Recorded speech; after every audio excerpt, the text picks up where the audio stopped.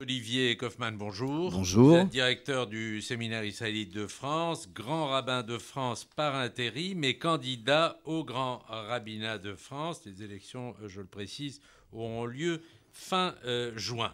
On va parler, si vous voulez bien, commencer par l'actualité. D'abord, qu'est-ce que vous pensez de ce qui arrive à votre collègue, le grand rabbin de Paris, autour de cette affaire du guet qui, je ne vous apprends rien, fait beaucoup de bruit. Mon cher Shlomo, merci tout d'abord de m'accueillir. Il faut que les auditeurs sachent que c'est le Beth Din de Paris, tribunal rabbinique, qui s'occupe exclusivement du service des divorces de Paris. Et permettez-moi de dire que je ne voudrais pas revenir sur les détails de l'affaire, puisque le président du consistoire et le grand rabbin Guggenheim ont répondu de manière précise. Permettez-moi plutôt de réagir de manière plus générale, si vous voulez bien, en plusieurs points. D'abord, premier point, et je le dis en tant que grand rabbin de France par intérim, j'ai horreur que nous pointions du doigt des boucs émissaires. La tradition juive est claire à ce sujet. Je ne peux pas supporter l'idée qu'une campagne de calomnie s'exerce alors qu'elle se trouve en contradiction avec les principes fondamentaux du judaïsme. Je ne peux pas souscrire à ce type de calomnie. Maintenant, de mémoire, je ne pense pas me tromper, aucun grand rabbin de France n'a remis en doute la confiance qu'il pouvait avoir dans les services religieux du Beth Din. Aucun grand rabbin de France s'est immiscé dans tel ou tel dossier. Maintenant, et ça sera mon dernier point, ce qui est sûr, c'est que si je suis élu grand rabbin de France, puisque je suis candidat, comme vous le savez, l'idée principale qui me préoccupera et qui préoccupe tous les rabbins dignes de ce nom, c'est qu'un jour de plus pour une femme divorcée civilement qui attend le guet, c'est un jour de trop. C'est insupportable. Et ça, on ne peut pas déroger à cette règle. Je voudrais donc expliquer aux auditeurs que si je suis élu, j'engagerai une vaste et profonde réflexion sur ce sujet. Non pas juste avec le grand rabbin de Paris et le Beth Din de Paris, mais avec tous les tribunaux rabbiniques de France, car ce problème concerne toutes nos communautés de France, avec tous les grands rabbins régionaux. Vous le savez très bien, et ça serait malhonnête de ma part si je m'exprimais différemment. Le grand rabbin de France n'est pas le seul décisionnaire. D'autant plus que, vous le savez, il y a la séparation des pouvoirs, que le grand rabbin de France n'est pas président d'un tribunal rabbinique, et de surcroît, il n'est pas posek halakha, il n'est pas décisionnaire. Mais est-ce que je veux vous dire... D'accord, mais comment on sort de cette embrouillamini et surtout comment on restaure l'image de cette institution du guet qui en a pris un sacré coup? Vous avez raison. Restaurer la confiance dans nos batédinim, dans nos tribunaux rabbiniques, c'est la raison pour laquelle je proposerai qu'on mette en toute transparence, et je serai à l'écoute de toutes les associations qui défendent les droits des femmes agounotes, de mettre un dispositif qui comportera des modalités claires et une procédure précise, tout particulièrement dans l'encadrement de toute tentative de médiation. La deuxième chose que je voulais vous dire, c'est que je n'ose pas imaginer que les rabbins et les grands rabbins ne fassent pas preuve de créativité comme ils l'ont fait jusqu'à maintenant. Je connais bien le grand rabbin Guggenheim.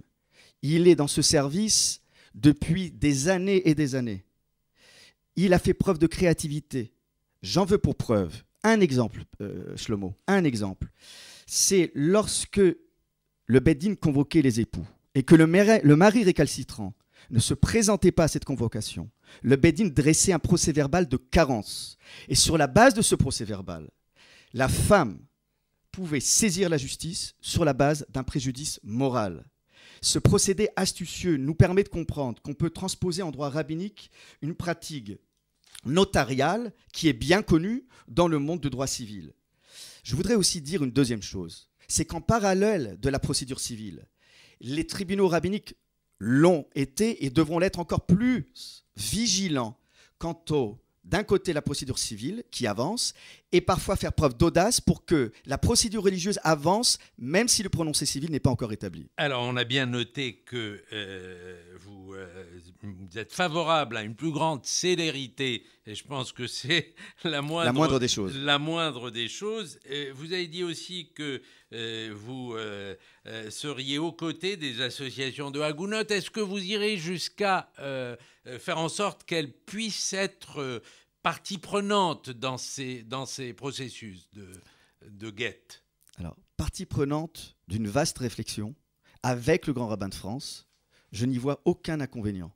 Je pense que le grand rabbin de France doit être à l'écoute de toutes les composantes de la communauté, à l'écoute, ce qui ne veut dire pas pour autant ne pas laisser sereinement travailler les rabbins et les grands rabbins. Le grand rabbin de France, précisément, jouera cette passerelle, ce rôle de passerelle, pour faire en sorte que chacun puisse travailler sereinement, dans le respect mutuel. Et j'ose espérer qu'avec l'intelligence du cœur, la générosité du cœur, nous arriverons tous ensemble, dans la communauté, à restaurer cette confiance, cette sérénité et surtout à mettre en avant la défense de la dignité de la femme. Alors, on va évoquer le reste de l'actualité avec vous. Le pape François qui entame en fin de semaine une visite en Terre Sainte. Comment vous voyez ce pape? Est-ce que vous le voyez en continuateur de l'œuvre de Jean-Paul II et de Benoît XVI? Écoutez, nous savons l'archevêque audacieux qu'il a été en Argentine. Je pense à cette déclaration au lendemain de cet attentat sanglant où l'archevêque qu'il a été a pris une position claire. Et nous connaissons son profond lien d'amitié avec le rabbin Skorka. Et je sais aussi qu'il fut à l'origine de nombreuses initiatives culturelles, parce que là aussi, le grand rabbin de France doit être aussi attentif à la culture, qui peut être aussi une passerelle. Tout ce qui peut favoriser le rapprochement, nous devons en être des fidèles combattants. Et je sais qu'il l'a été, puisqu'il a favorisé des passerelles entre les diverses religions. Maintenant... Et il sera accompagné de Abraham Skorka, le rabbin argentin, et d'un imam également. C'est un beau symbole à vos yeux? C'est un beau symbole, mais mon cher Shlomo, je n'irai pas plus loin. Je serai très attentif à la manière avec laquelle se déroulera ce voyage. Attendons que ce voyage se passe. Et si vous voulez bien, Shlomo, si vous voulez me réinviter, nous ferons le débriefing ensemble. Je serai peut-être là-bas, donc on rendra compte en tout cas très largement de ce voyage. On aura peut-être l'occasion de vous entendre là-dessus. J'aimerais bien vous entendre aussi sur ce qu'il faut bien voir, malheureusement, c'est qu'il y a eu des attaques de vandalisme contre des lieux chrétiens. C'est nouveau, mais ça existe aussi par des extrémistes juifs. Ça a été condamné par le gouvernement israélien. Mais qu'est-ce que vous pensez de ces attaques? Je condamne fermement ce type d'expression.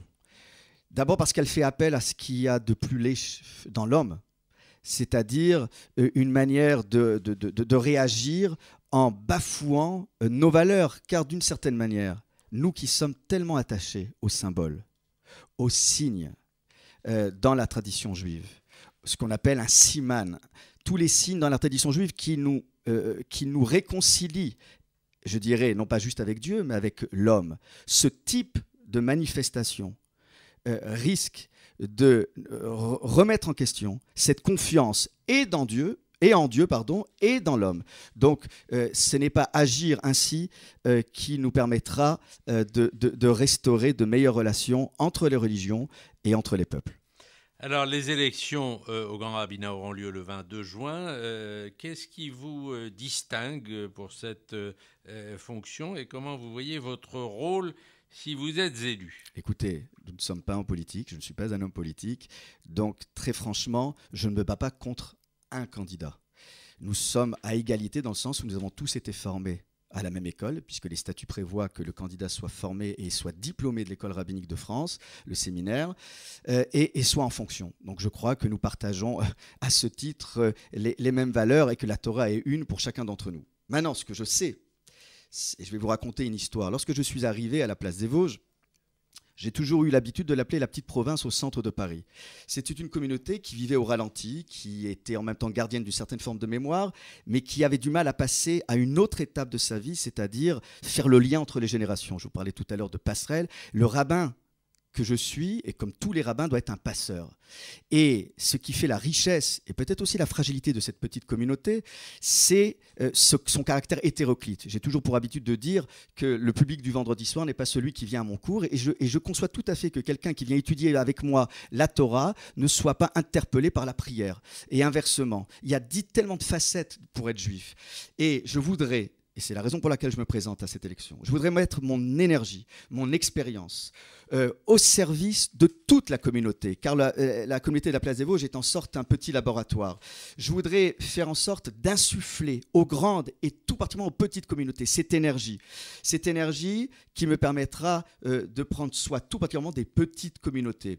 Si je me présente aujourd'hui aussi, c'est parce que je voudrais faire connaître les valeurs du judaïsme et nos rites pour que chaque juif pratique sa religion comme il le souhaite dans le respect des lois républicaines. Si je me présente à cette élection, c'est pour développer le judaïsme et le rendre pérenne en France. Si je me présente aussi à cette élection, c'est parce que nous vivons une période d'incertitude, un air mauvais circule sur l'Europe et tout particulièrement en France. Comment imaginer que 70 ans après la Shoah, nous assistions à des manifestations à caractère antisémite en plein centre de Paris? Le Grand Rabbin de France doit être aux côtés du président du consistoire, un acteur, et de toutes les institutions, un acteur déterminant de ce combat contre l'antisémitisme. Mon cher Shlomo, est-ce qu'il me reste encore quelques minutes? Oui, mais je voudrais quand même vous prolonger ce que vous venez de dire. Vous savez que nous sommes nombreux à avoir assisté avec beaucoup de tristesse à ce qui est arrivé au grand rabbin Bernheim. Bon, il a failli, il a trébuché. Il ne s'agit pas de minimiser ou de minorer cela, mais il avait quand même donné une aura particulière à la fonction. Est-ce que vous poursuivrez dans ce sens? Tout à fait. Mais vous savez, chaque homme, chaque style habite la fonction. Le grand rabbin Gilles Bernheim a mis au service de la communauté son intelligence. Je dois dire que c'est lui qui m'a nommé directeur de l'école rabbinique de France conjointement avec le président du consistoire. Mais c'est très bien que vous m'interpellez sur cette question parce que ça va me permettre aussi de vous dire quelque chose que je n'avais pas prévu de vous dire parce que je ne savais pas que vous alliez m'interroger sur cette question. C'est qu'on m'a souvent reproché jusqu'à aujourd'hui d'être discret. Et ceux qui sont plus sympathiques, d'être discret et dynamique. Je pense que, très, très honnêtement, je pense que je dois mettre mes ambitions personnelles de côté et avoir de grandes ambitions pour la communauté. Je pense très honnêtement qu'il faut rationaliser la parole publique du grand rabbin de France. Et c'est bien volontiers que je la représenterai en dehors, au-delà des synagogues, dans la société française, mais avec un autre style. Et cette discrétion, pour moi, est peut-être aussi un atout. J'essaierai de le démontrer.